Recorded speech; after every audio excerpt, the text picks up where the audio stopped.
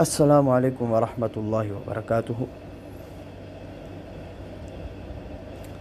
آج کے یہ ہمارا تیسرا سبق ہے۔ سبق نمبر 2 کے اندر ہم نے سورۃ الناس ہم نے ترجمہ، تفسیر اور تجوید کے ساتھ پڑھا۔ آج کے سبق میں انشاءاللہ ہم سورۃ الفلق کو تجوید، ترجمہ اور مختصر تفسیر کے ساتھ ہم پڑھیں گے۔ یہ دونوں صورتیں مکی صورتیں ہیں اور ان دونوں کو معوذتین کہا جاتا ہے۔ اعوذ باللہ من الشیطان الرجیم، بسم اللہ الرحمن الرحیم، قل اعوذ برب الفلق۔ یہ جو نیلے رنگ کی جو لکیر یہاں کھینچی گئی ہے، اس کا مطلب ہے یہاں ہم قلقلہ کریں گے، اور یہ سبز رنگ بھی دیا گیا ہے قاف کو، تو جہاں سبز رنگ استعمال ہوا ہو اس حرف کو موٹا پڑھنا ہے، اور یہ نیلا بلو کلر آ جائے تو وہاں پہ کیا کرنا ہے؟ قلقلہ کرنا ہے۔ اور یہ جو اورنج کلر ہے اس پہ ہم کیا کریں گے؟ اخفا کریں گے۔ اخفا مطلب وہاں پہ غنہ ہوگا، وہاں پہ کیا ہوگا؟ غنہ ہوگا۔ قل اعوذ برب الفلق من شر ما خلق، ما نہیں پڑھنا، ما خلق، ومن شر غاسق اذا وقب، ومن شر النفاثات في العقد۔ نون مشدد ہے تو بتایا تھا کہ نون مشدد اور میم مشدد کا ایک ہی حکم ہے اور وہ ہے غنہ۔ وَمِن شَرِّ النَّفَّاثَاتِ فِي الْعُقَدِ، وَمِن شَرِّ حَاسِدٍ إِذَا حَسَدَ۔ ایک بار پھر پڑھتے ہیں۔ بسم اللہ الرحمن الرحیم، قل اعوذ برب الفلق من شر ما خلق، ومن شر غاسق اذا وقب، ومن شر النفاثات في العقد، ومن شر حاسد اذا حسد۔ صدق اللہ العظیم۔ تو یہ ایک بات یہاں یہ ذہن میں رکھی کہ قاف، با اور دال یہ تینوں حروف قلقلہ ہیں، اور کل حروف قلقلہ میں نے بتائے تھے 5 ہے، قاف، طا، با، جیم، دال۔ جیم اور طا یہاں نہیں ہے اور باقی 3 حروف یہاں قلقلہ کے آئے ہیں، قاف، با اور دال۔ اس سورہ مبارکہ کا ترجمہ پڑھتے ہیں۔ بسم اللہ الرحمن الرحیم، قل اعوذ برب الفلق، کہہ دیجئے میں صبح کے رب کی پناہ لیتا ہوں۔ الفلق صبح کے رب کی پناہ لیتا ہوں۔ من شر ما خلق، ہر اس چیز کے شر سے، ہر اس چیز کی برائی سے جو اس نے پیدا کی۔ ومن شر غاسق اذا وقب، اور اندھیرے کے شر سے، غاسق اندھیرا، اندھیرے کے شر سے، اذا وقب جب وہ آ جائے۔ ومن شر النفاثات، اور پھونکنے والیوں کے شر سے، فی العقد گرہوں میں۔ ومن شر حاسد، اور حسد کرنے والے کے شر سے، اذا حسد جب وہ حسد کرنے لگے۔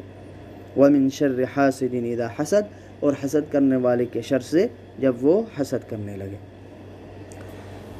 یہ دونوں صورتیں جو ہیں یہ معوذتین کے نام سے معروف اور مشہور ہیں، اور ان کا شان نزول میں مفسرین نے لکھا ہے کہ یہود نے رسول اللہ صلی اللہ علیہ وسلم پر جادو کر دیا تھا، اور جس کی وجہ سے آپ صلی اللہ علیہ وسلم کو بہت تکلیف پہنچی۔ حضرت اماں عائشہ صدیقہ رضی اللہ تعالی عنہا سے روایت ہے کہ رسول اللہ صلی اللہ علیہ وسلم پر بنی زریق کے یہودیوں میں سے ایک شخص نے جادو کر دیا تھا جسے لبید بن عاصم کہا جاتا ہے، اور بعض مفسرین نے لکھا ہے کہ یہ لبید بن عاصم کے ساتھ ان کی بیٹیاں بھی شریک تھیں۔ تو اس جادو کے اثر سے آپ صلی اللہ علیہ وسلم کا یہ حال ہو گیا تھا کہ آپ کو یہ خیال ہوتا تھا کہ میں نے فلاں کام کیا ہے، حالانکہ وہ کام ہوا نہیں تھا۔ یہاں تک کہ جب ایک رات رسول اللہ صلی اللہ علیہ وسلم نے اللہ تعالیٰ سے دعا کی، پھر فرمایا کہ عائشہ مجھے اللہ تعالیٰ نے بتا دیا ہے جو کچھ میں نے اپنے مرض کے بارے میں اللہ تعالیٰ سے دریافت کیا تھا۔ میرے پاس خواب میں 2 آدمی آئے، ایک میرے سر کے پاس بیٹھ گیا اور دوسرا میرے پاؤں کے پاس بیٹھ گیا۔ ان میں سے ایک نے دوسرے سے دریافت کیا کہ ان کو کیا تکلیف ہے، تو اس نے جواب دیا کہ ان پر جادو کیا گیا ہے۔ پھر اس نے پوچھا کہ کس نے جادو کیا ہے، تو جواب دیا کہ لبید بن عاصم نے۔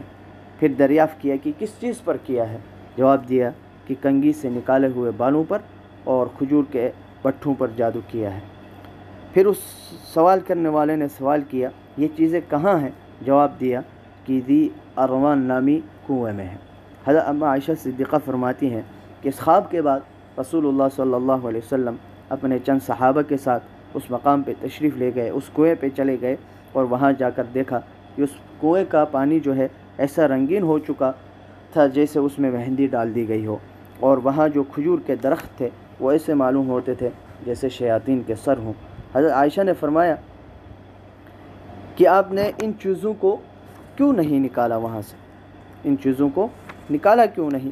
تو آپ صلی اللہ علیہ وسلم نے فرمایا کہ جب مجھے اللہ تعالیٰ نے عافیت دے دی تو مجھے یہ اچھا نہ لگا کہ لوگوں میں شر پھیلاؤں، یعنی مجھے اس کا چرچا ہونا پسند نہیں، لہٰذا میں نے اس کو دفن کر دیا۔ اور ابن کثیر رحمہ اللہ نے تفسیر میں لکھا ہے کہ ایک یہودی لڑکا جناب نبی کریم صلی اللہ علیہ وآلہ وسلم کی خدمت کیا کرتا تھا۔ یہودیوں نے اسے آمادہ کیا کہ نبی اکرم صلی اللہ علیہ وسلم کے کنگھی سے نکلے ہوئے بال اور کنگھی کے کچھ دندانے وہ حاصل کر کے یہودیوں کو دے دے۔ چنانچہ اس لڑکے نے ایسا ہی کیا تو انہوں نے ان بالوں اور کنگھی کے دندانوں پر جادو کر دیا۔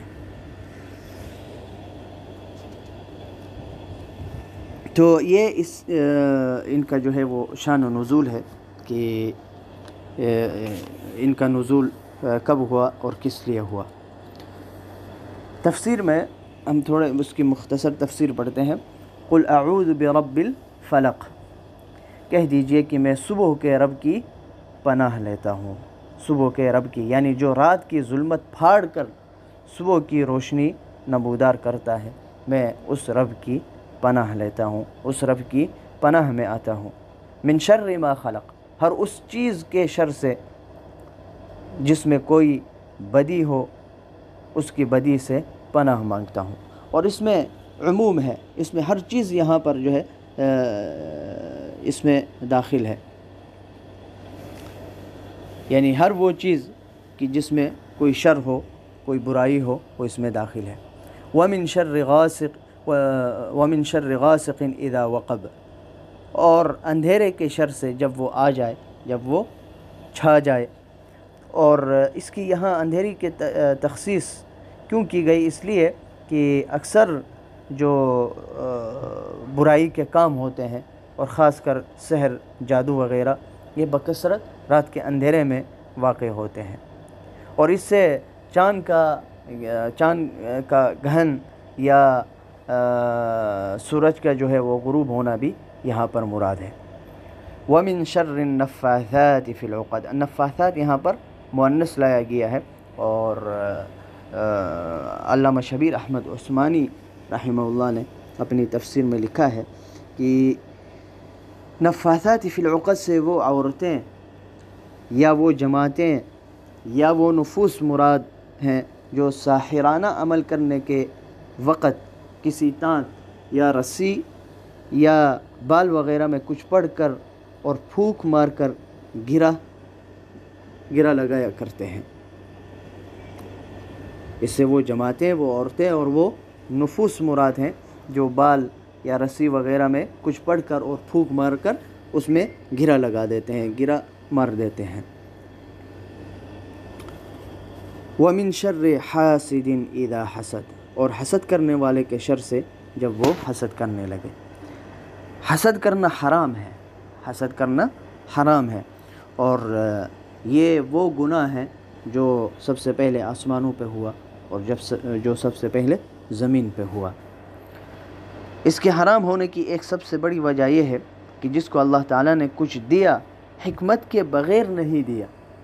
اللہ تعالیٰ نے کسی کو مال دیا ہے یا کسی اور نعمت سے نوازا ہے تو وہ کسی حکمت سے خالی نہیں ہے، کسی مصلحت سے خالی نہیں ہے۔ اب جو حسد کرنے والا یہ چاہتا ہے کہ یہ نعمت فلاں شخص کے پاس نہ رہے تو در حقیقت یہ اللہ پر اعتراض ہے کہ اللہ نے اس کو کیوں نوازا اور حکمت کے خلاف اس کو اس حال میں کیوں رکھا۔ ظاہر ہے کہ مخلوق کو خالق کے کام میں دخل دینے کا کچھ حق نہیں ہے، مخلوق کو خالق کے کام میں دخل دینے کا کچھ حق نہیں ہے، اور نہ مخلوق اس لائق ہے کہ اس کو یہ حق دیا جائے۔ ہم اپنے دنیاوی انتظام میں اور خانگی امور میں روزانہ ایسے کام کر گزرتے ہیں جو ہمارے بیوی بچوں کی سمجھ سے بالا تر ہوتے ہیں۔ اگر ہمارے بیوی بچے ہمارے کام میں دخل دیں تو ہمیں کس قدر برا معلوم ہوتا ہے۔ پھر اللہ رب العزت وہ فعال لما یرید ہے، اس فعال لما یرید کی تقسیم میں کسی کو دخل دینے کا کیا حق ہے؟ ایک ہے حسد اور دوسرا ہے غبطہ، ان دونوں میں فرق ہے۔ حسد اور غبطہ میں کیا ہے؟ فرق ہے۔ حسد یہ ہے کہ مطلب یہ آرزو کرنا کہ اگر یہ نعمت مجھے نہیں ملی ہے تو اس کے پاس بھی نہیں ہونی چاہیے، اس سے بھی چھن جانے کی تمنا اور آرزو کرنا یہ حسد ہے۔ اور کسی کے پاس نعمت دیکھ کر اس کا متمنی ہونا، باقی یہ آرزو کرنا کہ مجھے بھی ایسے نعمت یا اس سے زائد عطا ہو جو فلاں شخص کو اللہ رب العزت نے عطا فرمائی ہے، تو یہ حسد میں داخل نہیں ہے، اسی کو غبطہ کہا جاتا ہے۔ اور بخاری شریف کی حدیث ہے لا حسد الا فی اثنتین، کہ حسد نہیں ہے مگر دو چیزوں میں، اور وہ دو چیزیں کیا ہیں؟ ایک یہ کہ اللہ رب العزت نے کسی شخص کو مال و دولت سے نوازا اور وہ خیر کے کاموں میں دل کھول کے جو ہے وہ خرچ کرتا ہے، نیک اور اچھے کاموں میں، غریب غربا فقراء مساکین پر دل کھول کے خرچ کرتا ہے، اور جہاں مطلب کہ کوئی بھی کار خیر ہو اس میں وہ کنجوسی نہیں کرتا۔ تو ایک یہ ہے، اور دوسرا اللہ رب العزت نے جو ہے کسی کو علم سے نوازا تو اس میں بھی جو ہے یہ تمنا اور آرزو کی جا سکتی ہے۔ تو فرمایا لا حسد الا فی اثنتین۔ تو غبطہ اور حسد میں فرق یہ ہے کہ کسی کے پاس نعمت دیکھ کر